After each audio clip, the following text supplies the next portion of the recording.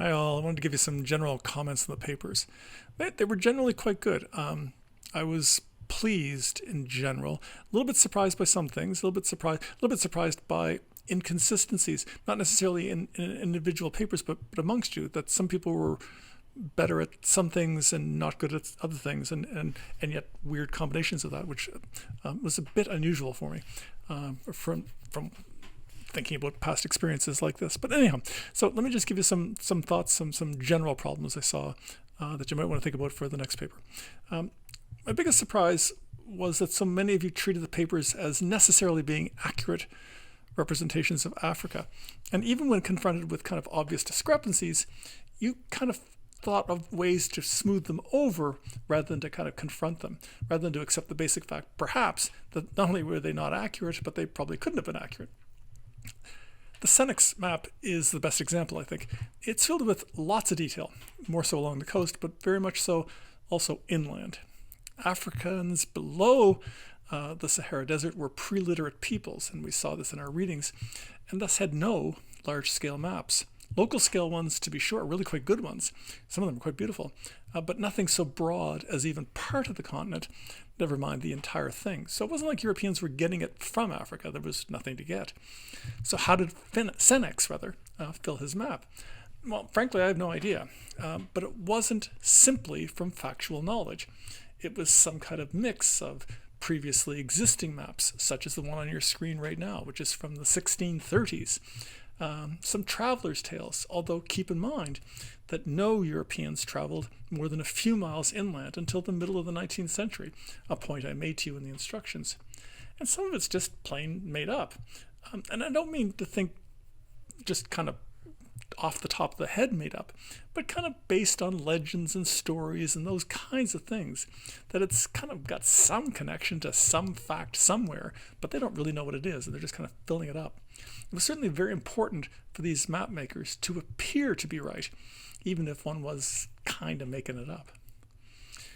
The confidence to be so bold comes from, I think anyhow, from two things. One, the fact that no one can really challenge you because they don't know either. And two, it comes with a sort of arrogance that comes along with empire. The other two maps, not Senex, but the other two maps, display some made-up elements as well. But at least some of them indicate very clearly that they don't know things. And in fact, one of them actually writes terra incognita on the map, an unknown land written right on the map. And that's interesting. A lot of you assumed that they would, as they learned more, you would get more information and more information would appear on the map. But in fact, it was the other way around. The oldest map has the most information. In fact, it's the later maps that are kind of an acknowledgement that they don't really know what's there. Many of you, I think a surprising number, didn't mention or barely mentioned the slave trade. And some of you barely mentioned trade at all. If you were all blank slates, I'd perhaps not have been surprised. But we had just spent 2 lessons reading and talking about European expansion and how it was led by merchants and traders, and then one on Africa, where we saw the huge role of the slave trade. And I would have thought you would have put that together in looking at these maps. In other words, you didn't apply what you learned. There's tons of things in these maps that I couldn't expect you to know or to understand. That's a given. But at this point in the course, you know that European merchants were leading the push to expand empire and territory through trade. And you knew that the slave trade was becoming enormous. Those maps of West Africa existed because that was the part of Africa the European traders knew. And it was basically along one stretch and along one coast. And that's what they really knew. And that's what they had confidence in they knew. And that's what they wanted to show. It's part of their claim to empire. So these maps then served as claims of territory, claims of knowledge of distant places that Europeans viewed as somehow subordinate to them, to their power, and where the contest of European powers could be seen laid out in its foreign entanglements. And you saw that along the coasts of some of them. Some of you commented on this, the Danish sections, the French sections, and so on. They're not necessarily countries and settlements as we might later think of them, but they're the kind of territories or the factories that those European powers controlled. Maps are really powerful vehicles for envisioning things in that fashion. In other words, imagining. And I don't mean just kind of purely out of the imagination, but I mean a way of seeing it, of visualizing something. Now, this also goes to authorship too. These guys, these authors, these cartographers are serving very particular audiences. For major map makers, as all of these guys were, their reputations are served best by making beautiful, well-formed maps with the best knowledge available. And there I would put the emphasis on available. And for a particular purpose. And the purpose is usually defined by who wants the map made, by the Royal Society or whoever. So why all the other weird little details? Because they add interest and a certain sense of thoroughness that this map maker has even more knowledge to offer. Some other things. Some of you didn't really even try to make an argument or even make a point.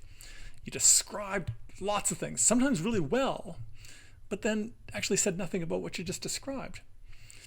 None of this stuff, none of this information is inherently clear. It needs explanation. It needs analysis. You need to show me that you understand why this stuff is somehow relevant or important. On writing. Most of you write well. Some of you write very well. Some of you need to read your papers aloud to yourselves, because I don't think you write, I don't think you speak like that. I saw lots of things, just several sentences in a row with no verbs in them, no clear pronoun references at all. But most particularly what I saw was a kind of fuzziness, like you were trying to obscure more than you were trying to be clear. I can't stress enough that it's really best to be direct. Don't try to write impressively and to use impressive language. Just write clearly and directly. Be clear with your pronouns and make sure I know what you're talking about. Make paragraphs work for you. Paragraphs are a good way of organizing your thoughts, organizing the points that you're making. Make use of them in a kind of structural fashion. Finally, a little comment on research. I told you don't need to do research, but some of you were avoiding that. And some of you were encountering things that you didn't know what they were, so you just kind of guessed what they were. The Royal Society was a good example of that. 30 seconds on Google and reading the first, 6 or 7 sentences of a Wikipedia piece will tell you what the Royal Society, well, what it was, but what it still is. It still exists. It's a scientific body. And so an awful lot of you saw Royal Society and thought it had something to do with royalty, which it does indirectly. It has the approval of the king, of the queen, depending on when we're talking about. But it's not made up of royal people. It's made up of scientists. And if you just Googled that, you would have found that. And some of you will say, well, you told us not to do research. Well, that doesn't mean you can't look up things you don't know anything about. I mean, if you see words that you don't understand, you would look them up in the dictionary. This is the same thing. I don't know what that thing is. I don't know what that place is. Just look these things up. When I say no research, I mean you don't have to go off and read books about these things. But just basic things like what something is, that's pretty easy and pretty routine. I think you need to think about that kind of basic stuff. That showed up in a lot of essays where it was clear that you didn't know what something was, but you talked about it anyhow in this kind of speculative fashion rather than just looking it up. So, some takeaways for the next assignment. I have 5 points here. First, read the assignment. I know, it's long and you're already reading tons of things, but there's also lots of advice in there, tips, hints, and general guidance. Believe me, I don't want to write long assignments. It's just that online, I kind of need to explain it that way. I don't have chances to stand in front of you in a lecture and answer questions in that kind of fashion.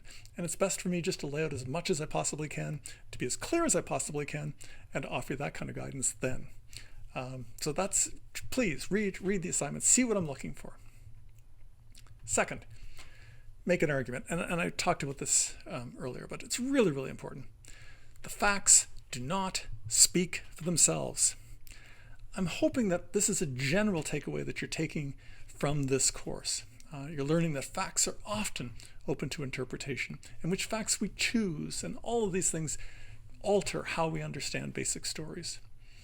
In this past lesson, just this past week, in our Indigenous week, and in the new one coming, the missionaries, in both those cases, we have 2 sets of 2 historians writing about this subject matter. And they're saying very different things about roughly similar subjects. But there's a point being made. There's an argument, a point of view being given there. You need to do that too. It's your job to say something about these facts, to organize them, to give them meaning. They don't have meaning, they have individual discrete meanings, but to put them together in some sort of way that we can understand the past, you have to say something about that. They won't just sit there existing on their own and doing something on their own. They won't stand on their own. Number 3, use your evidence. This course is all about using evidence. Most of your readings are primary documents. I want you to think about what we can learn from evidence. I'm giving you some evidence in this assignment. Tell me about what we can learn from it. Refer to the evidence in your essay. Talk about that evidence. And again, don't just present it. Don't just let it speak for itself. Tell me something about it. And then you have to also let your audience see the evidence. Let your reader see that evidence. Don't just kind of point to something vague off to the side that you read somewhere before. Talk about it. Bring it out for people so they can see it and they can see it has some meaning. Use it. Work with it. Make it your own. Make it serve your point. Number 4, write for an audience. Imagine someone other than Trudy or me is reading this. Your mother, your girlfriend, whatever. Introduce your paper. Guide your reader into your work. Show off some things. Say some interesting things. And then wrap it up nicely by pulling some strands together in a conclusion. Hell, show it to your mother, your girlfriend, or whatever. If they're bored, and if they don't understand your point, chances are we'll be the same. Finally, number 5, make use of what we're learning.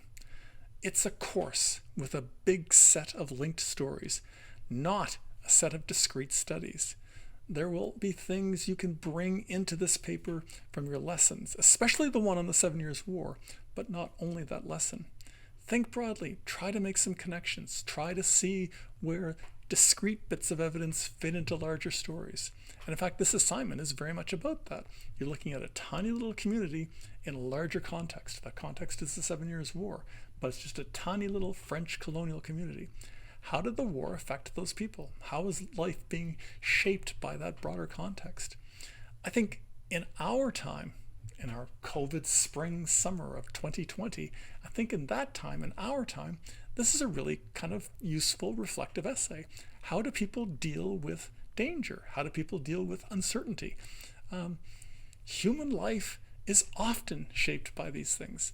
Ordinary lives are often shaped by bigger patterns. How do we think about that? How do we as historians bring that to life and make it useful for other people to think about? It's really important. It's really important that the past can help us understand the present. There's a kind of cliche out there that the past is a way to understand the present, and that history repeats itself, and those kinds of cliches. I don't believe any of that, but it certainly allows us to talk about similar experiences. It certainly allows us to imagine similar circumstances and see how people understood and reacted in those situations. It's not going to be the same. It's always going to be different. But thinking about it allows us a way to think about our own experiences. That's all. That's some basic advice for takeaways. Thinking about history, thinking about writing history, thinking about communicating ideas clearly. It's all part of a package. And it's not just history. It's any essay, any form of communication. You always want to be using evidence. You always want to be clear. You always want to be engaging with your audience. Basic stuff, but really very important stuff. You can use that anywhere. Take care. We'll talk soon.